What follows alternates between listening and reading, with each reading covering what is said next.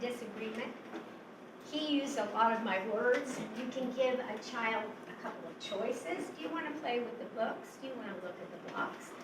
Do you want to work some puzzles? And let them make the choice, not you. This is called redirection.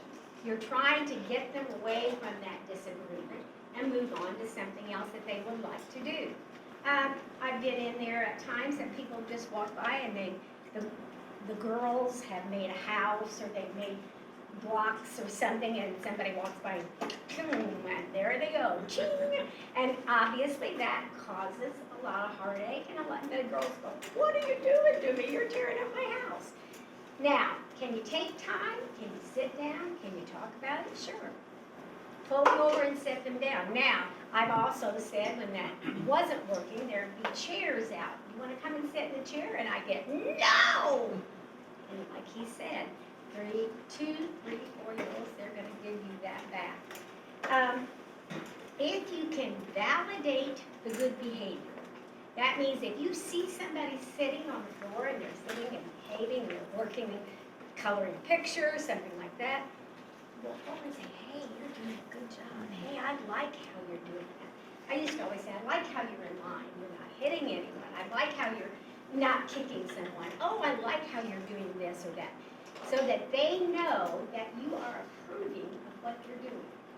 So that helps too, and that helps the child that isn't doing the right thing, because you're not talking to them. You're not giving them the recognition possibly that they're wanting.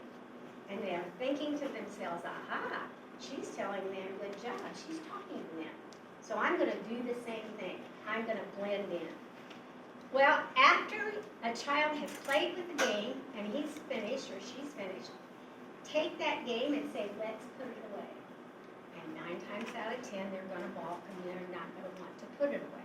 But it's better not to have things all over the floor. So Marcus said all this. They get hurt. They hurt someone else. You have somebody crying, whatever. Because the crying seems to be contagious. One starts and then we've got them all crying. So clean up if you can, and you probably have to help them. You probably are not going to be able to say to a 3 or 4-year-old, okay, go put that away and have them do it. You're going to have to get right in there with them and do the same thing.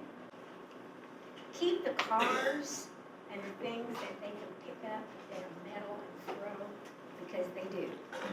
And say, hey, we've got balls, let's throw the balls. Let's not be throwing the cars. Or, come on, let's go over to the closet and let's get the balls out. So that's another reason why it's important that you know what's in the room. Interact with the child. That doesn't mean play with them the whole time that they're in there, but you need to interact. Daniel was in with me the other day, and he was working with one of the boys, and they were getting out the animals, and they were saying the names, and this is something God has made, and they were stacking together the ones that are alike and the ones that were different, and talking about size and things like this. So see if you can do some things with them. Now, sometimes there are kids that just want to play by themselves, and that's fine too, and that's good. And you can suggest things like, or would you like to fix dinner?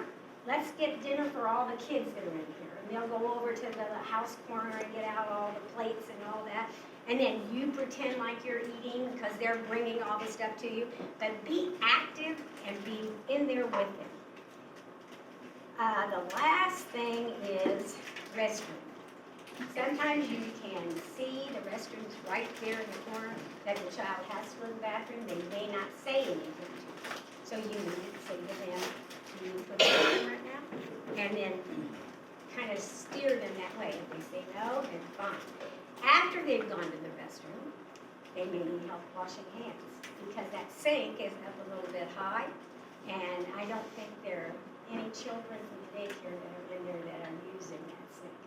So basically, if you're interacting, if you're moving around with them, and if you see that they are getting bored, tired, Daniel and I sang songs, we marched, we jumped, we hopped, we sat on the floor, we did all kinds of things, because in that last hour, they're bored. they've been in there 2 hours and that they're tired of doing whatever we were doing. Right, Laura? So get some new things, think of some things. When you're gonna be in there, you think of some things, you bring some books, you think of some things that you think the kids might like to do and give them a choice. That's it.